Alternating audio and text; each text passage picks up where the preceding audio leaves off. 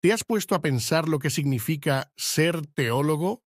¿O te has detenido a comprender el sentido de la teología en la vida de Iglesia? ¿Qué tan definida está tu vocación al servicio de la teología? Pues bien sabemos, la teología propiamente dicha es la ciencia de Dios, pero de Dios tal como se nos ha dado a conocer por la revelación, y en la medida en que esta revelación puede introducirnos en un conocimiento más profundo de su misterio íntimo. Se puede decir también que la teología es la ciencia del objeto de fe, o sea, la ciencia de lo que es revelado por Dios y creído por el hombre. Y en esto difiere por completo de las demás ciencias, pues mientras que las ciencias naturales se apoyan en los datos de la experiencia, la teología se basa en los datos de la revelación que han sido acogidos por la fe.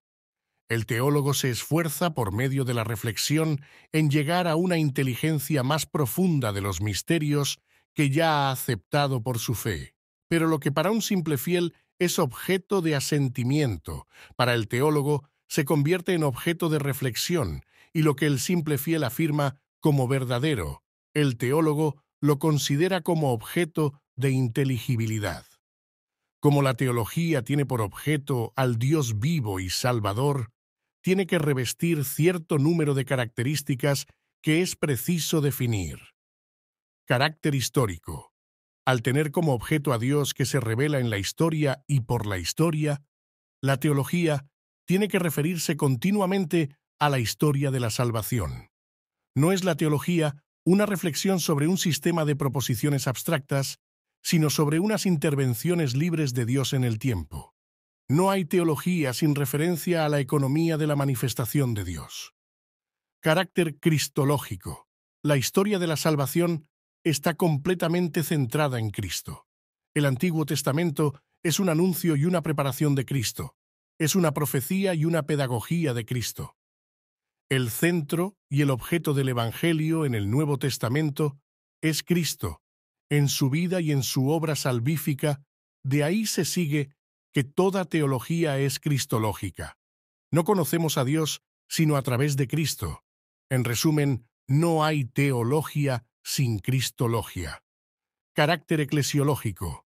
La teología escucha y recibe la palabra de Dios en la Iglesia, procura comprenderla e interpretarla en la Iglesia y como auxiliar de la Iglesia.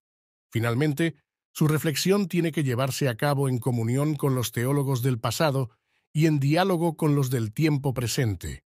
Por eso no hay teología sin referencia a la Iglesia. Carácter antropológico.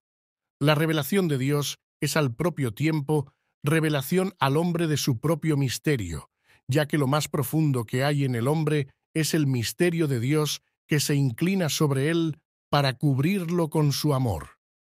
Tanto si lo sabe como si lo ignora, el hombre está llamado por el amor para que participe de la vida divina.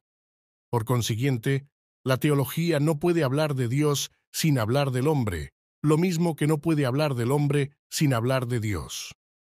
No hay teología sin antropología.